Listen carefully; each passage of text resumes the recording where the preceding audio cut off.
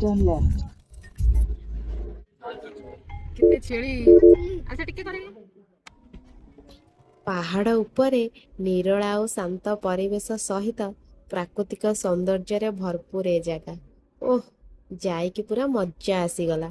ଯଦି ଆପଣମାନେ ବ୍ରହ୍ମପୁର ଯାଇଛନ୍ତି ଆଉ ସେଠି ମା ତାରାତାରିଣୀଙ୍କ ଶକ୍ତିପୀଠ ଯାଇନାହାନ୍ତି, ଦେନ୍ ଆପଣ ବହୁତ ବଡ଼ ଜିନିଷ ଗୋଟେ ମିସ୍ କରିଛନ୍ତି। ନମସ୍କାର ସାଙ୍ଗମାନେ, ଜୟ ଜଗନ୍ନାଥ। ମୁଁ କୀର୍ତ୍ତି, ଆପଣମାନଙ୍କୁ ମୋ ଲାଇଫ୍ର ଗୋଟେ ନୂଆ ଅଧ୍ୟାୟକୁ ସ୍ୱାଗତ। ତ ଚାଲନ୍ତୁ ଆଜିର ଦିନଟି ଷ୍ଟାର୍ଟ କରିବା। ଆମେ ସମସ୍ତେ ବାହାରିକି ରେଡି ହେଇଯାଇଛୁ। ଆଉ ଏପଟେ ପତିଦେବ ଗାଡ଼ିକୁ ରେଡି କରୁଛନ୍ତି, ମାନେ ଗାଡ଼ିକୁ ସଫା କରୁଛନ୍ତି। ବହୁତ ଦିନ ହେଲାଣି ଆମେ କୁଆଡ଼େ ଯାଇନୁ। ଗାଡ଼ି ରହିକି ପୁରା ଅସନା ହେଇଯାଇଛି, ତା ଉପର ପୁରା ଧୂଳି ହେଇଯାଇଛି। ଆଉ ସେ ଲାଗି ପଡ଼ିଛନ୍ତି ଗାଡ଼ିକୁ ସଫା କରିବାରେ। ତା ସହିତ ମୋତେ 3-4 ପଦ କଥା ଶୁଣେଇ ଦଉଛନ୍ତି। ମୁଁ ଗାଡ଼ି ଚଲେଇବି, ମୁଁ ଗାଡ଼ି ସଫା କରିବା, ଆଉ ତମେ ଖାଲି ବସି ବସିକା ଯିବ। ଆଉ ତାଙ୍କର ସେ କଥାକୁ ମୁଁ ଏତେ ଧ୍ୟାନ ଦେଇନଥିଲି। ଏପଟେ ପିଲାମାନେ ରେଡି ହେଇ ଗାଡ଼ିରେ ବସି ସାରିଲେଣି। ଚାଲନ୍ତୁ ଆଜିର ଯାତ୍ରା ଆରମ୍ଭ କରିବା। ପତିଦେବ ତ ଆଗରୁ ବହୁତ ଥର ବ୍ରହ୍ମପୁର ଯାଇଛନ୍ତି, ହେଲେ ମୁଁ ଯାଇନଥିଲି କାହିଁକି ନା ପିଲାମାନେ ବହୁତ ଛୋଟ ଛୋଟ ଥିଲେ। ଆଉ ଏତେ ଛୋଟ ପିଲାଙ୍କୁ ନେଇକି ଏତେ ଲଙ୍ଗ ଟୁରରେ ଯିବା ସେଟା ବହୁତ ହିଁ କଷ୍ଟ। ଯେହେତୁ ସାଙ୍ଗରେ ମୋ ପୁଅ ଯାଉଥିଲା, ତାର ଇସେନ୍ସିଆଲ ଜିନିଷ ଆଉ ତାର ଖାଇବା ମୁଁ ସବୁ ପ୍ୟାକ୍ କରି ନେଇ ଆସିଥିଲି। କେନ୍ଦ୍ରାପଡ଼ାରୁ ବ୍ରହ୍ମପୁର ପ୍ରାୟ 240 କିଲୋମିଟର୍ସ ବୋଧେ ହବ, ଠିକ୍ ସେ ମୋର ମନେ ପଡ଼ୁନି।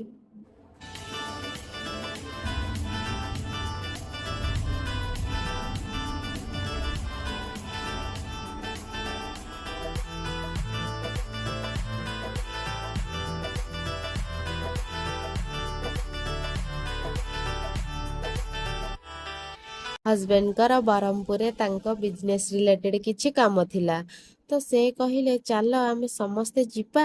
ଯଦି କାମ ଜଲ୍ଦି ସରିଯାଏ ତ ଆମେ ମା ତାରାତାରିଣୀଙ୍କ ପୀଠ ଯାଇ ବୁଲି ଆସିବା। ମୋର ବି ମାଙ୍କ ପାଖରେ ମାନସିକ ଥିଲା, ଆଉ ମୁଁ ମାଙ୍କୁ ଦର୍ଶନ ବି କରିବି। ଆଉ ମାଙ୍କ ଇଚ୍ଛା ନଥିଲେ ତ ମାଙ୍କ ପୀଠ ପାଖରେ ଥିଲେ ବି କେହି ତାଙ୍କୁ ଦର୍ଶନ କରିପାରିବେନି। ଆମ ଘରଠୁ ପାଖାପାଖି 4 ଘଣ୍ଟାର ରାସ୍ତା ମା ତାରାତାରିଣୀଙ୍କ ପୀଠ। ତ ଆଜି ଆମେ ସମସ୍ତେ ସକାଳୁ ରେଡି ହେଇ ବାହାରି ପଡ଼ିଥିଲୁ ମାଙ୍କ ପାଖକୁ। ଆଉ 4 ଘଣ୍ଟାର ଲଙ୍ଗ ଟୁର୍ ଆମକୁ ଜମା ବି ବୋରିଂ ଲାଗିନଥିଲା, କାହିଁକି ନା ଆମ ପୁଅ ଆମର ଏଣ୍ଟରଟେନ୍ କରିଦଉଥିଲା। ଆଉ ଏପଟେ ଦେଖନ୍ତୁ ରାସ୍ତାରେ କେତେ ଛେଳି। ଫାର୍ଷ୍ଟ ଟାଇମ୍ ମୁଁ ବ୍ରହ୍ମପୁର ଆସିଲି, ଆଉ ମାନେ ଦିପଟ ସାଇଡ଼ରେ ଯେଉଁ ଖାଲି ପାହାଡ଼, କିଛି ସିନେରୀ ଠାରୁ ବି କମ୍ ନୁହେଁ। ଆଉ ଏଇଟା ଯେଉଁ ଆପଣ ଦେଖୁଛନ୍ତି ଏଇଟା ହେଉଛି ଋଷିକୁଲ୍ୟା ନଦୀ। ଆଉ ତା ଉପରେ ଏଇ ବ୍ରିଜ ଦେଇ ଆମେ ଯାଉଛୁ। ଆଉ ଅଳ୍ପ ବାଟ ରହିଲା ମାଙ୍କ ପୀଠରେ ଆମେ ଆସି ପହଞ୍ଚି ଯାଇଛୁ। ଆମେ ଗାଡ଼ିଟାକୁ ଏବେ ପାର୍କିଂ କରିବୁ। ଆଉ କିଛି ଖାଇନୁ ଯେହେତୁ ଭୋକ ବି ଜୋରସେ ଲାଗିଲାଣି। ଆମେ ଗୋଟେ ଭଲ ହୋଟେଲ ଦେଖୁଥିଲୁ ଅଛି ନା ନାହିଁ, ହେଲେ ପାଖରେ କିଛି ଭଲ ହୋଟେଲ ନଥିଲା। ଆମେ ପୁଣି କିଛି ବାଟ ରିଟର୍ନ କରି ଆସିଲୁ, ଅଳ୍ପ କିଛି ବାଟ। ତ ସେଇଠି ଆମେ ଖାଇଥିଲୁ। ମାଙ୍କ ପୀଠ ପାଖରେ ଏଇ ଗୋଟେ ହିଁ ହୋଟେଲ ଅଛି, ହୋଟେଲ ଲକ୍ଷ୍ମୀପ୍ରିୟା। ଏଇଠିକି ଆମେ ଯାଇଥିଲୁ। ଆଉ ତା ଆଗକୁ ପଛକୁ ଆପଣମାନେ ହୋଟେଲ କିଛି ପାଇବେନି। ଏଇ ହୋଟେଲକୁ ଆମେ ଯାଇକି ଆମେ ଖାଇଲୁ। ସମୟ ହେଇଯାଇଥିଲା ପ୍ରାୟ 2ଟା ପାଖାପାଖି। ଆମେ ଘରେ ଯେତିକି ଖାଇକି ଆସିଥିଲୁ ବାସ୍ ସେତିକି। ଆଉ ବାଟରେ ଆମେ ରହି ବି ନଥିଲୁ ଆଉ କିଛି ଖାଇ ବି ନଥିଲୁ। ଆଉ ଭୋକ ପୁରା ଜୋରସେ ଲାଗିଲାଣି, ମାନେ ଆଉ ରହି ହବନି, ମାନେ ଏତେ ଜୋରସେ ଭୋକ। ତ ଆମେ ବିନା ପିଆଜ ରସୁଣର ଥାଳି 3ଟା ଅର୍ଡ଼ର କରିଥିଲୁ। ତାପରେ ଆମେ ଖାଇଥିଲୁ। ଚାଲନ୍ତୁ ଦେଖିବା କ'ଣ କ'ଣ ସେ ଥାଳିରେ ଆସିଛି ଖାଇବା ପାଇଁ। ସେମାନେ ଦେଇଛନ୍ତି ଭାତ, ଆଉ ଗୋଟେ ଦେଇଛନ୍ତି ଚିପ୍ସ, ଗୋଟେ ଦେଇଛନ୍ତି, ଆଉ ଦହି ବାଇଗଣ, ଆଉ ଗୋଟେ ଘାଣ୍ଟ ଦେଇଛନ୍ତି, ଆଉ ଗୋଟେ କୋବି ତରକାରୀ ଦେଇଛନ୍ତି, ଆଉ ଗୋଟେ କି ତରକାରୀ ଦେଇଛନ୍ତି ମୁଁ ତା ନାଁ ବି ଜାଣିନି। ବଟ୍ ଖାଇବା ଏତେ ଖାସ୍ ନଥିଲା, ଭୋକ ଲାଗୁଥିଲା ବୋଲି ଆମେ ଖାଇଲୁ। ଏତେ ଟେଷ୍ଟି ହିଁ ନଥିଲା ଖାଇବାଟା। ଛାଡ଼, ସେ ଯାହା ବି ହଉ, ଯାହା ମିଳୁଛି ଖାଇଦବା କଥା। ଖାଇବାକୁ ନେଇ ସେମିତି କହିବା କଥା ନୁହେଁ, ଆମେ ବି ସେମିତି ଭାବିକି ଖାଇ ନେଲୁ। ଖାଇବା ତ ସରିଗଲା, ଏବେ ଆମେ ଯିବୁ ପାହାଡ଼ ଉପରକୁ। ବଟ୍ ଯିବା ପୂର୍ବରୁ ମୁଁ ଗୋଟେ ଜିନିଷ ଦେଖେଇବି।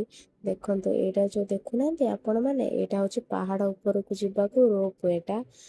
ଆ ଆ ଥ୍ରୋରେ ଆପଣମାନେ ରୋପ୍ ୱେ ଥ୍ରୋରେ ଯାଇପାରିବେ। ପର୍ ହେଡ୍ 65 ଟିକେଟ୍ କରିକି ଯିବେ। ମାଙ୍କ ମନ୍ଦିରକୁ ଯିବା ପାଇଁ ଏଇଟା ହେଲା ମେନ୍ ଗେଟ୍। ଏଉଠୁ ଆପଣମାନେ ବସ୍ରେ ବସି ଯାଇପାରିବେ। ତ ସେଇଠି ତା ଆଗରେ ସବୁ ଭୋଗ ବିକ୍ରି ହଉଛି। ଏଉଠୁ ଭୋଗ ନେଇକି ଆପଣମାନେ ଯିବେ ଉପରକୁ, କାହିଁକି ନା ଉପରେ ଭୋଗ ମିଳେ ନାହିଁ। ମାଙ୍କ ପାଖକୁ ଯିବାକୁ ହେଲେ 3ଟା ୱେରେ ଆପଣମାନେ ଯାଇପାରିବେ, ପାହାଚ, ବସ୍ ଆଉ ରୋପ୍ ୱେରେ। ବସ୍ରେ ଟିକେ ଅଧିକ ଭିଡ଼ ରହୁଛି, ରୋପ୍ ୱେରେ କମ୍ ଭିଡ଼, କାରଣ ରୋପ୍ ୱେରେ ପର୍ ହେଡ୍ ଟିକେଟ୍ ରହୁଛି 60 ଆଉ ବସ୍ରେ ପର୍ ହେଡ୍ ଟିକେଟ୍ ହେଉଛି 30। ତେଣୁ ଯିବା ଆସିବା ସେଇଥିପାଇଁ ଟିକେ ଅଧିକ ଭିଡ଼ ଲାଗୁଛି। ମାତ୍ର 5 ମିନିଟ୍ରେ ବସ୍ ଆଣିକି ମା ତାରାତାରିଣୀଙ୍କ ଶକ୍ତିପୀଠ ପାଖରେ ପହଞ୍ଚେଇ ଦବ। ତ ଆମେମାନେ ବି 5 ମିନିଟ୍ ଭିତରେ ମାଙ୍କ ପୀଠରେ ଆସି ପହଞ୍ଚି ଯାଇଥିଲୁ।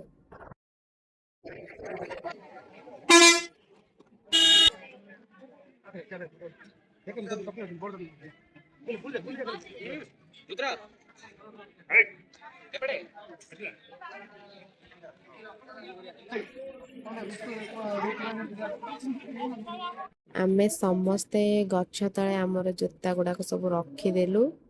ତାପରେ ଆମେ ମନ୍ଦିରକୁ ଗଲୁ। ମନ୍ଦିରର ଚତୁଃପାର୍ଶ୍ୱ ବହୁତ ହି ସୁନ୍ଦର ଭାବରେ ହେଇଛି, ଆଉ ତାର ଆର୍କିଟେକ୍ଚର ପୁରା ବହୁତ ହି ସୁନ୍ଦର ହେଇଛି। ଆଉ ମନ୍ଦିର ସାରା ଚାରିପଟେ ପୁରା ବ୍ୟାରିଗେଟ୍ ଗୁରା ସବୁ ଲାଗି ଯାଇଛି, କାହିଁକି ନା ଆଗକୁ ଚୈତ୍ର ଯାତ୍ରା ଅଛି, ଏଠି ବହୁତ ଭିଡ଼ ହବ।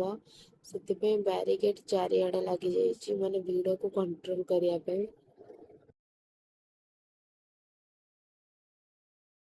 ମନ୍ଦିରକୁ ଆସିବା ପାଇଁ 999ଟି ପାହାଚ ଅଛି। ଆଉ ଏଇଟା ହେଲା ସେଇ ପାହାଚର ବାଟ। ଯିଏ ପାହାଚ ପଟେ ଆସିବ ଏଇ ବାଟ ଦେଇକି ଏଇଠି ଆସି ପହଞ୍ଚିବ। ଆଉ ମନ୍ଦିର ସାରା ଖାଲି ମାଙ୍କଡ଼। ଆଉ ସେ ମାଙ୍କଡ଼କୁ ଦେଖିକି ମୋ ପୁଅ ଖାଲି କହୁଛି ମୁଁ ଯାଇ ତାକୁ ଧରି ପକେଇବି। ମାତା ସତୀଙ୍କର ଯେଉଁ 51ଟି ଶକ୍ତିପୀଠ ଅଛି, ସେ 51ଟି ଶକ୍ତିପୀଠ ମଧ୍ୟରୁ ଓଡ଼ିଶାରେ 2ଟି ଶକ୍ତିପୀଠ, ଗୋଟେ ହେଲା ମା ତାରାତାରିଣୀଙ୍କ ଶକ୍ତିପୀଠ, ଆଉ ଗୋଟେ ହେଲା ମା ବିମଳାଙ୍କ ଶକ୍ତିପୀଠ। ମାତା ସତୀ ତାଙ୍କ ପିତା ରାଜା ଦକ୍ଷଙ୍କ ବିରୁଦ୍ଧରେ ଯାଇ ଭଗବାନ ଶିବଙ୍କୁ ବିବାହ କରିଥିଲେ।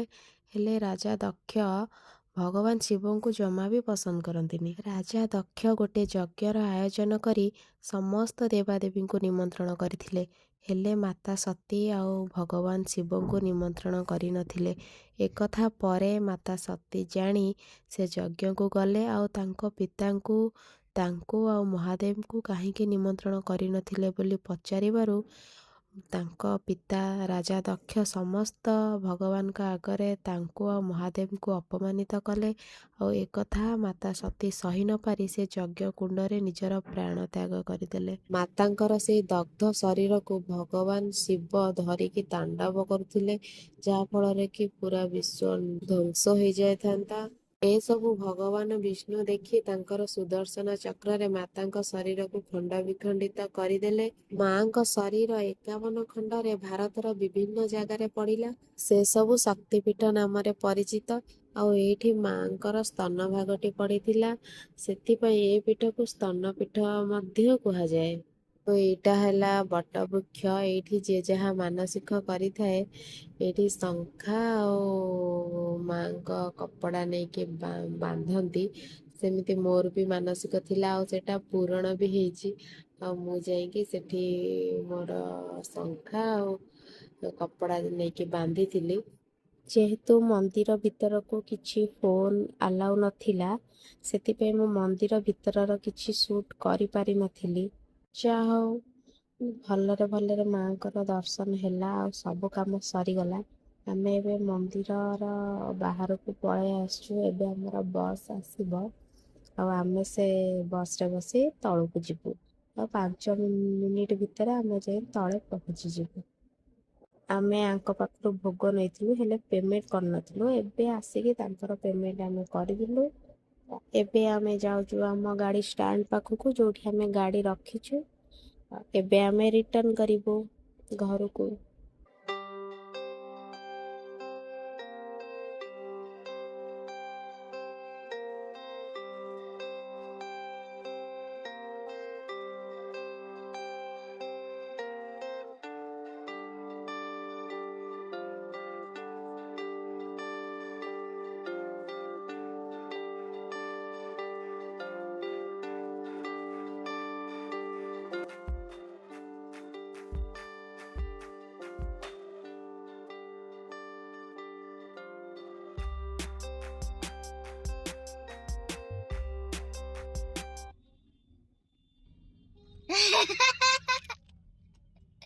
मास्टर आगे गाना